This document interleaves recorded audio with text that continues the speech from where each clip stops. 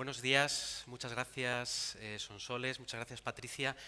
Estoy encantado de estar aquí hoy en Toledo a estas altas horas de la madrugada porque lo que quería es hacer una pequeñísima introducción a la pregunta que de alguna manera nos reúne a todos durante este fin de semana y el lunes, que es preguntarnos por cómo se puede enseñar a pensar.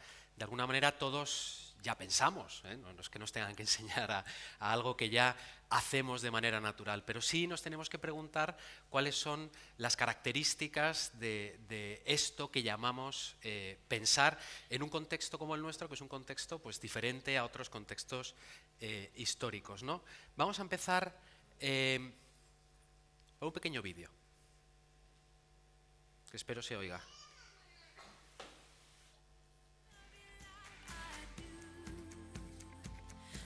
Ahí vemos un... Para, tú no puedes bajar. Quédate allá. No. ¡Que no! Cállate. ¡Cállate!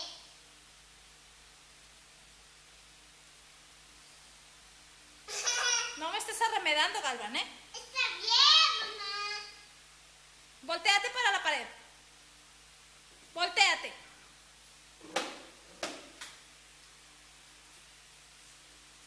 Es un Yo mendigo. no voy a ir mis juguetes. No, no vas a ir por juguetes. Estás ahí castigado en la sillita de pensar.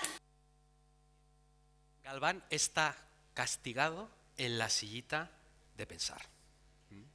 Mi padre, que es un hombre sabio, aunque él no lo sepa, siempre le ha horrorizado este castigo. Castigaba la silla de pensar, dice, pero ¿cómo castigáis a los niños a pensar? A ver si van a pensar que pensar es malo.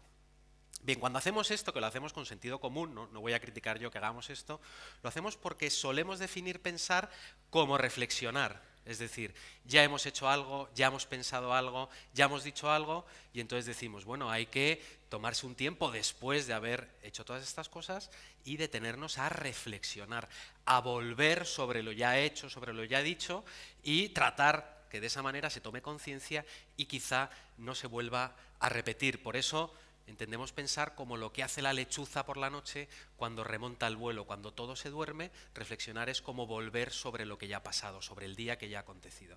Pero claro, esto es una imagen del pensar que todos tenemos en la cabeza, pero que es limitada, es parcial. ¿Por qué? Porque nuestro amigo Galván, este niño que está castigado en la silla de pensar, realmente ha puesto en marcha otros mecanismos. Por ejemplo, ha puesto en marcha el mecanismo estratégico. Mientras estaba en la silla, ha estado orientándose a cumplir con determinados fines a partir de determinados medios. Ha puesto en marcha estrategias, y eso también es pensar. Al mismo tiempo ha estado escuchando o no, entendiendo o no, comunicándose, generando emociones en la relación con su madre que le está castigando. Se ha estado comunicando. ¿Por qué no definimos también pensar como comunicarse? Pero claro, comunicarse es una cosa que está ocurriendo en el presente. No está ocurriendo en el pasado, no es algo sobre lo que tenemos que volver. Bien, también, si hemos castigado a alguno de nuestros hijos o a nosotros mismos nos han castigado a veces a pensar, al poco rato ya estamos imaginándonos otras cosas, nos hemos cansado de estar allí, nos da igual, ya hemos olvidado de por qué estábamos castigados a pensar y empezamos a crear, a imaginar. Imaginar y crear también es una manera del pensamiento. Y, desde luego, nuestro niño Galván y su madre están constantemente discutiendo, evaluando si lo que están haciendo está bien o está mal. Está bien o está mal. Están tratando de cuestiones éticas, aunque ellos no lo sepan. También eso es pensar, evaluar lo correcto o lo incorrecto. Bueno, pues estando así las cosas, ¿qué es pensar? ¿Qué es pensar? Podríamos responder qué es lo que está, diríamos, en el ambiente, pues a partir de las neurociencias. Escuchamos a Punset. Punset nos dice, se trae una gente muy inteligente que nos explica lo que pasa en nuestro cerebro cuando pensamos. Pero ojo, lo que pasa en nuestro cerebro cuando pensamos no es lo mismo que pensar. No es lo mismo y por eso yo este enfoque no lo voy a tomar. Es un enfoque interesantísimo que nos está ofreciendo datos interesantes, pero yo me voy a ir a un enfoque filosófico en el que entendemos que pensar consiste en tener experiencia de lo real. Experiencia de lo real. ¿Y qué es lo real? Pues lo real es, soy yo mismo, son los otros y es el mundo en tanto que algo que de alguna manera me invade y tengo que hacer algo con ello. El resultado del pensamiento, el resultado de esa experiencia de lo real es lo que solemos llamar saber. Saber. Pero vamos a darle un poco la vuelta al término saber. Vamos a darle un poco la vuelta, ¿eh? Y vamos a empezar a pensar en el saber a partir de una de sus condiciones fundamentales, que es, yo sé que esto suena muy raro, que es la ignorancia, ¿vale? Saber que no se sabe. Y por eso necesitamos, y es uno de los patrones de este congreso, necesitamos pensar con Sócrates. Sócrates era aquel hombre que decía que sabía que no sabía, es decir, que se sabía ignorante, que tenía esa sabiduría de saber que no sabía, pero no es que no supiera sobre nada. Sócrates era muy concreto y muy específico sobre qué era aquello que ignoraba, y aquello que ignoraba era cómo se debe vivir, cómo puedo ser feliz. ¿Vale? Sobre eso, decía Sócrates, no hay ningún hombre que tenga las claves, no hay ningún hombre que sepa definitivamente cómo se tiene que vivir, cómo se es feliz, en definitiva, lo decimos nosotros ahora sí, cómo hay que ser una persona ética.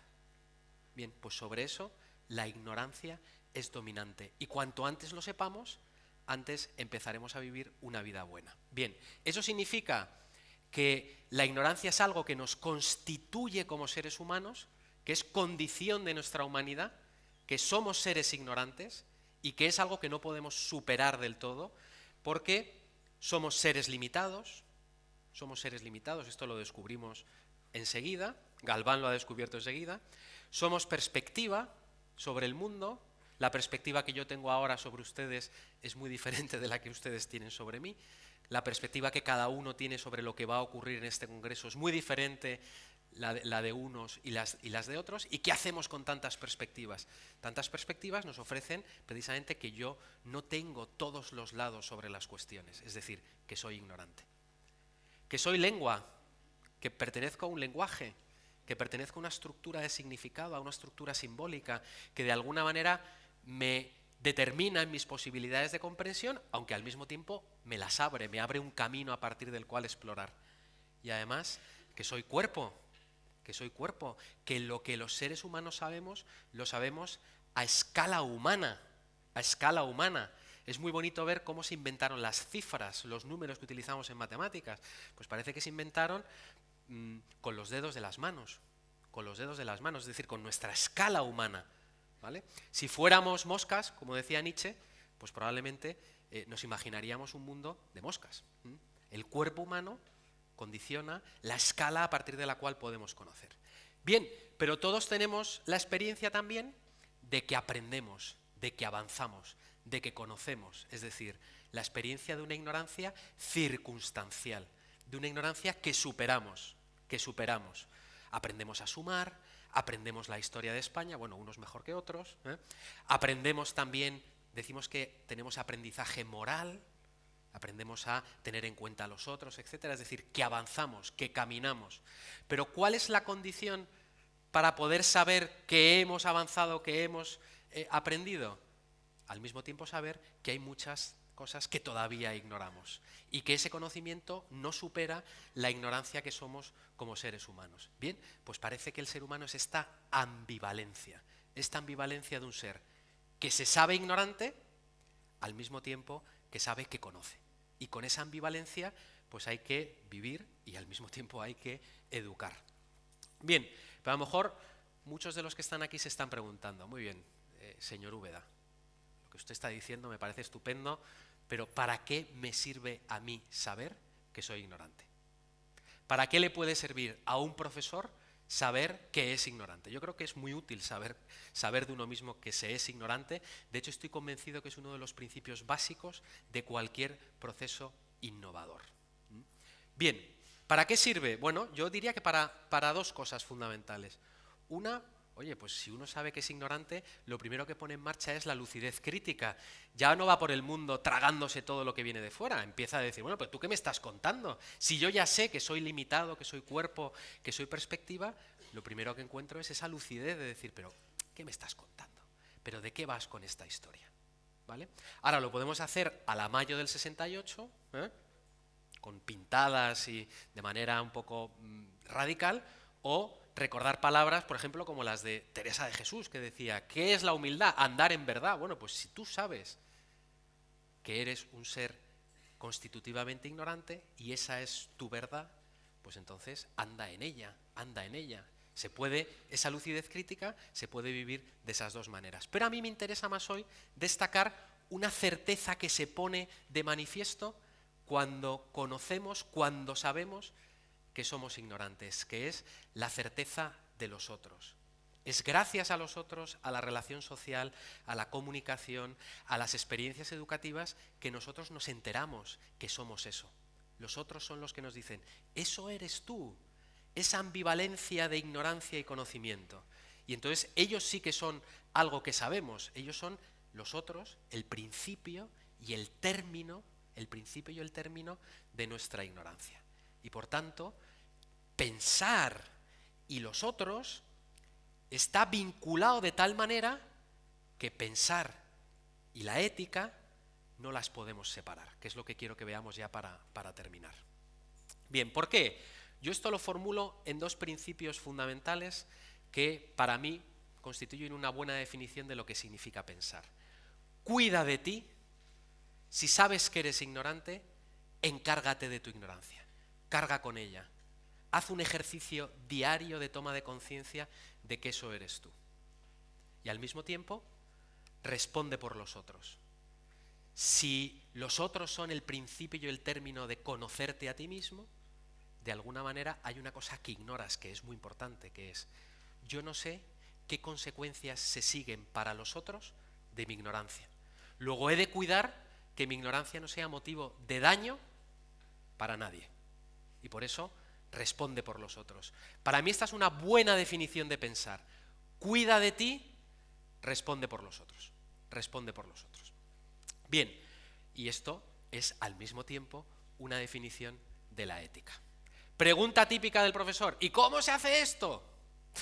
Bueno, yo no sé cómo se hace esto, yo creo que esto se hace diariamente, pero sí se me ocurren 5 principios orientativos para navegar por este complicado mar que es el del pensamiento y el de la ética. El primero es acoge.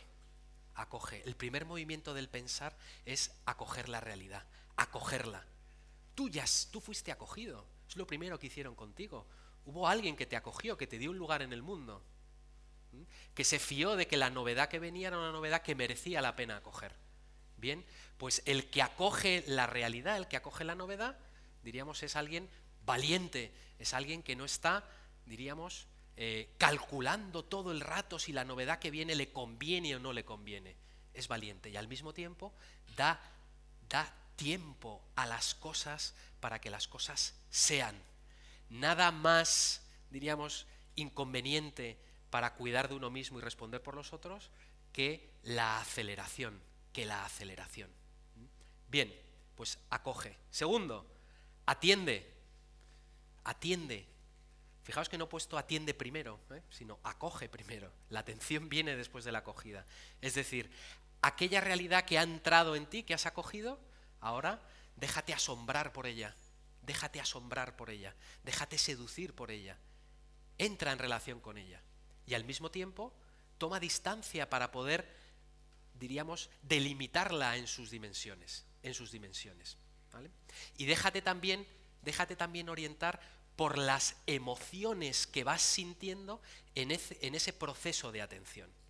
Segundo, atiende. Tercero, piensa en el sentido de procesa. Os doy una definición de pensar para que le deis vueltas estos días. Pensar consiste, en el sentido de procesar, en cuenta a los otros lo que has atendido. Cuenta a los otros lo que has atendido. Porque lo que has atendido es una parte de la realidad. Y si no se la cuentas a otros, no te vas a enterar de qué va lo que tú has atendido. Es otra manera, fijaos, de cuidar de uno mismo, de hacerse cargo de su propia ignorancia y al mismo tiempo de responder por los otros. Y hay múltiples maneras de atender la realidad. Aquí creo que el curso pasado hablasteis de las inteligencias múltiples, esto está también en el ambiente, el propio David Perkins es amigo y compañero de Howard Gardner, y esto es una cuestión muy interesante, ver los múltiples caminos que hay de atender a las cosas y cómo unos se pueden complementar con los otros. Siguiente, juzga. Esto nos gusta poco juzgar, yo lo entiendo, ¿eh? Pero no nos queda otra. Muy pocas veces podemos no juzgar, los profesores lo hacemos constantemente. Estamos diciendo, esto es así y no de otro modo. Hay que hacerlo, hay que determinarse. Pero yo añadiría siempre, si queremos que ese juicio sea un juicio que aplique el cuidado de uno mismo y la respuesta por los otros, yo diría, bueno, métele adverbios a ese juicio determinantes. En esta circunstancia, en este tiempo, en este lugar, con estas personas. Es un juicio determinante que está circunstanciado. Y es muy importante las circunstancias, son muy importantes. Porque lo que hoy es un juicio determinante puede que dentro de un tiempo no lo sea. Puede que haya que estar abierto a acoger una novedad que pueda venir más adelante. Por eso es tan importante la acogida. Bien, siguiente, decide. Por poner más, parece que solamente leo a los santos, pero bueno, son las citas que me salen ahora. Ignacio de Loyola decía, puedo también citar a Nietzsche y a Foucault y a otros muchos, pero bueno, me sale hoy Ignacio de Loyola. Ignacio de Loyola decía, quien no se determina, se lo decía una religiosa en una carta, quien no se determina, poco entiende y menos ayuda. Hay que decidir, ¿vale? Ahora bien, la toma de decisiones pues tiene que contar con que somos seres constitutivamente ignorantes. Decidimos en condiciones de incertidumbre y hay que hacerlo, ¿vale? 3 elementos importantes de la decisión. Primero, no lleves al olvido y al silencio lo que quedó excluido de tu decisión. Haz algo con eso, regístralo, guárdalo, porque es posible que más adelante aquello que excluiste una vez pueda retornar con sentido en un presente dado. Segundo, legitima tus decisiones. Hay muchas decisiones, algunas decisiones que tomamos 100% porque queremos, pero la mayor parte de las decisiones muchas veces nos toman. Las tenemos que tomar, no nos queda más remedio.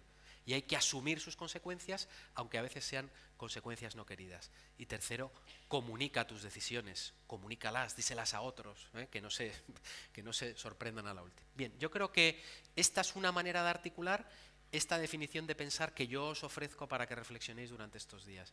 Cuida de ti, responde por los otros. ¿De qué manera? Acoge, atiende, piensa, juzga, decide. Yo creo que esto es una manera de articular los principios, si se pueden llamar así, o las orientaciones socráticas. Pero ser un profesor socrático tiene sus riesgos. Veámoslos en este chiste de Quino.